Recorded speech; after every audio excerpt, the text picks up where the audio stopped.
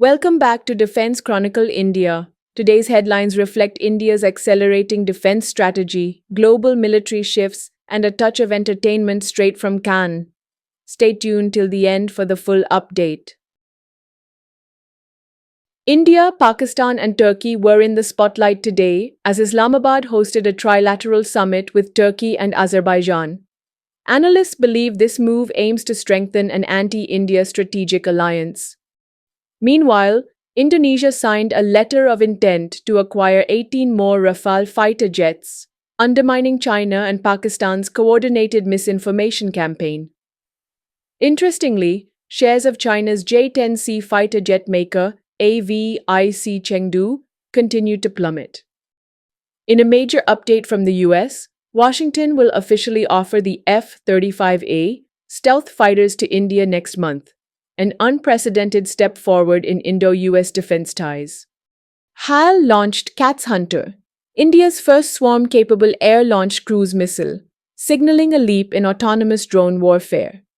In response to growing threats, India is fast-tracking ballistic missile defense phase 2, which aims to counter intermediate-range ballistic missiles and hypersonic missiles. Tripura's Kailashaha airfield will soon be revived, enhancing air mobility close to the Bangladesh border. In Assam, the government has approved arms licenses for border civilians, signaling serious preparations amid escalating regional tensions. The Indian Army has released an RFY for ground-based counter-drone systems, seeking both soft-kill and hard-kill capabilities.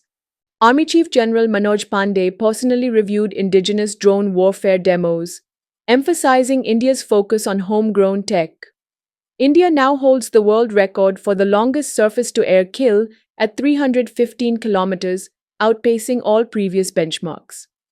In artillery innovation, India unveiled a next-gen 81mm mortar system to improve precision and mobility on the battlefield.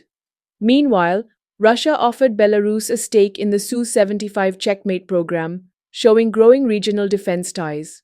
In India, Sweden's Saab has committed to setting up a new manufacturing unit in Vidarbha, Maharashtra. Our wish it could be the Uttar Pradesh or the government that control where to put it. But we myself has been around in India and looked on potential places. So this. DAC is expected to approve 6 new Netra AEW and CMK-1A aircraft, a big boost to aerial surveillance capabilities.